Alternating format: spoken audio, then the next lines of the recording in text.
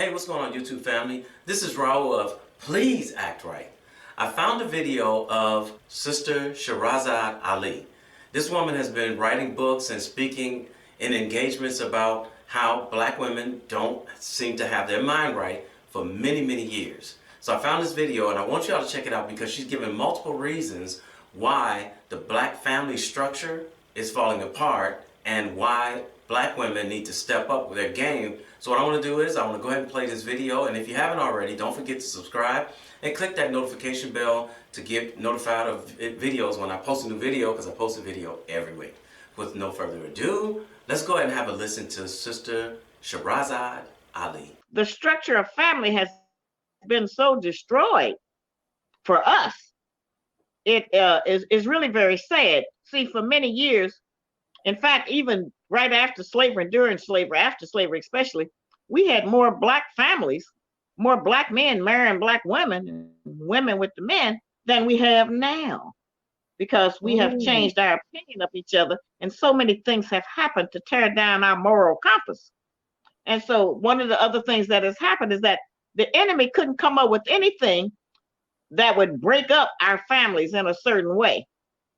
Okay, but when they came up with crack separated the mother from the cub. We had never had anything that separated the mother from her baby. Crack did that. And so when that broke up, then, now we're dealing with the grandchildren and great-grandchildren and great-great-grandchildren of the crack addicts, and they're traumatized. There are studies that say that when people are traumatized, it takes 17 generations to come up out of that trauma. That might be us. It may take us, as long as we were in slavery, it may take us that long to come up out of it. We haven't been free. It's been under 100 years. We don't have a big history to talk about having no freedom just because we got some football stars and basketball and Oprah and a few of those people. That doesn't mean that we're free, because a few of us have figured out how to make some money. Now, I used to live in the inner city of Chicago, and the crack addiction was bad. See, I used to rehab properties. And every night that I'd leave that property, those crackheads would break in and try to steal any and everything. I mean, stuff that we just installed, because they're just trying to get money. It demotivated us black investors to the point where we just gave up. So I moved to the suburbs and I never returned. So the crack epidemic, it worked in their favor to help keep us paralyzed as a people. Let's go on with her next point. Yeah. And so our families have been so torn apart, and we have been made to hate each other.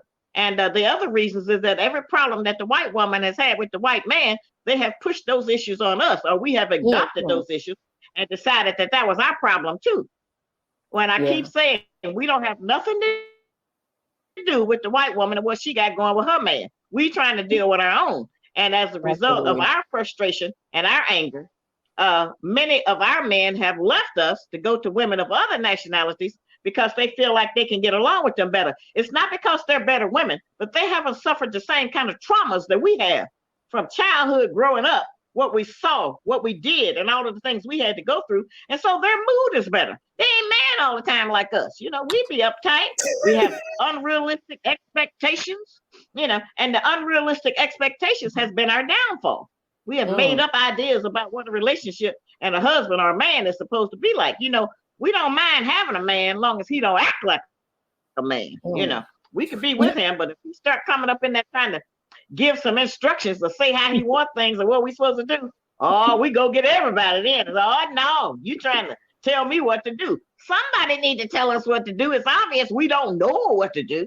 Have any of you all ever read the Willie Lynch letter? He taught other slave owners how to keep their slaves under control by teaching us, black folks, how to hate each other. And it's still working today. Just Google the Willie Lynch letter and you can read it for yourself. Sister Ali also spoke of black men going to other races for wives and companionship. I agree with her. Most black men go to other races of women because they just want to find peace in a woman. Sister Ali also spoke on black women's unrealistic expectations of what marriage is really about. Somebody posted on social media, every woman wants a good man until he requires her to be responsible and held accountable for her actions. I've been trying to get black women on track with the way marriage really goes, and they don't want to follow. No matter what I put in front of them to show proof that they have the marriage concept wrong, they're not trying to hear it. I even asked them to read Proverbs 31, 10 through 31, and the majority of them refuse to read it. The ones who do read it they don't have much to say after they read it, which let me know that they weren't trying to hear what it's trying to say. I believe it was Mark Twain who said, "No amount of evidence will persuade an idiot." Now, I'm not calling black women idiots, but if I provide proof and you still don't want to follow it, moving right along. But for right now, the man's role would be to protect and provide. Now, when we say provide,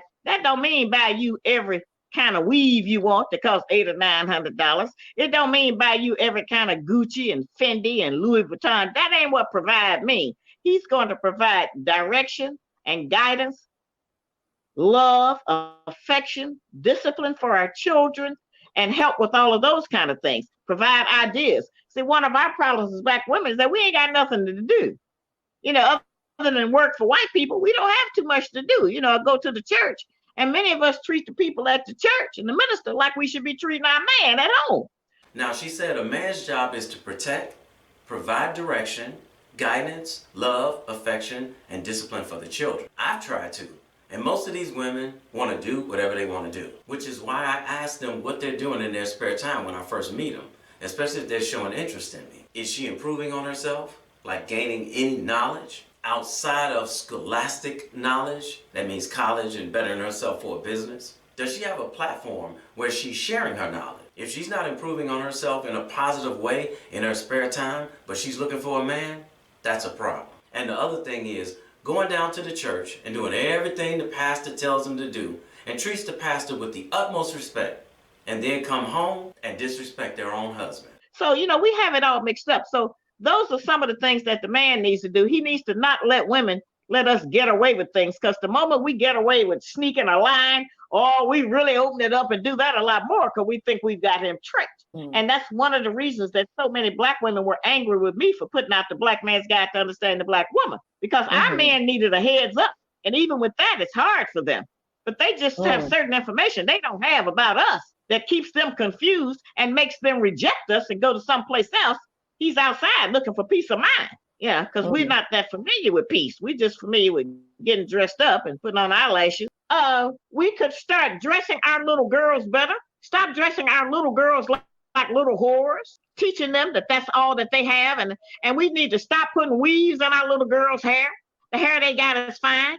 Every time we put all that weave in our hair and put on all them eyelashes and all of that foolishness, we're teaching our little black girls that they are not good enough, and that the only way they can be accepted is by wearing something fake and false made by another culture, like the Asians are the enemy. She made a very valid point when she said men need to stop letting women get away with the stuff that they're doing. This is why I don't let a woman get away with the garbage that they bring to me, that they got away with the last male. Keep in mind that men and male can be two different things. And when I call them out on their mess, they have the nerve to think that there's something wrong with me. The real fact is there's something wrong with them. They've had so many men allow them to get away with their messiness, they can't recognize what I'm doing is trying to get them on the right track. Nope, they see me as the enemy. My purpose in doing this is so that she and I can get on the point of peace, but she doesn't want it. That's the truth of how that goes. And so we, as women, our role needs to be satisfied with less.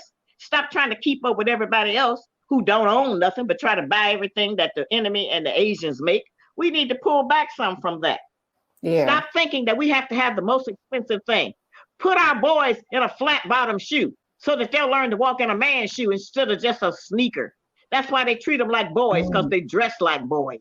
And I know a lot of us, our attitude is that, well, I can't find no man. It's men out there. It just may not be the kind we done made up in our mind. Yeah, because we have this certain idea of what we think we deserve and what we think we should have and how it should be. Well, things are only right to a certain extent. We are living in the hell, the wilderness of North America, and 99% of everything out here is wrong. Yeah. So you have to carve out your niche. As I said again, stay in your lane and build and do good from there. You know, we think that our men only like us for how we dress or our eyelashes or our fake breasts or buttocks and all of that. That's not what they're looking for in us. And so we keep them so sexually stimulated, overstimulated, that they don't have time to consider anything else about us, because we think that's the only way to get a man and that that's the only value that we have. We have other great values. Men want a woman who has her priorities with money intact. We are not giving all of our money back to the plantation, and we don't want a woman who does. Ladies, heterosexual men don't care anything about overpriced purses, shoes, hair weaves, and long eyelashes. Only superficial males go after women who are all made up and walking around half naked. We care about having peace in our lives, our homes, and our relationships. And if you can't bring us peace, we don't want you, no matter what your race. That's why when I see a woman who's always wearing all these name brand labels, I'm cautious. What does this woman really value? Does this woman have her priorities in the right place? If she only sees value in name brands, that's a problem. Your value is in your character, not in the things you buy and wear. But our women need to lower their dress, stop going out naked, trying to get attention from strange men. Our women need to control their sexual drive because we'll do anything, go crazy when we have that on us, you know. And what a lonely woman won't do is just anything. So we need to pull that back some and come down from so much throwing sex on our men so that they can have time to consider something else. They don't have the kind of discipline that'll keep them from going for that. So we need to be in the mother, the first one that touch all of the people on the earth. That's what a mother does. We need to set a different example. We need to start dressing our children more modest. You can't wait till your daughter get 14 to tell her to stop wearing halter tops and booty shorts. You can't do that. You got to start her when she's a tiny little child about being modest, you know, and how to dress. And so people say all the time to me, yeah, you talking all that old school. Now I'm talking about what worked. Because what y'all got going is not working.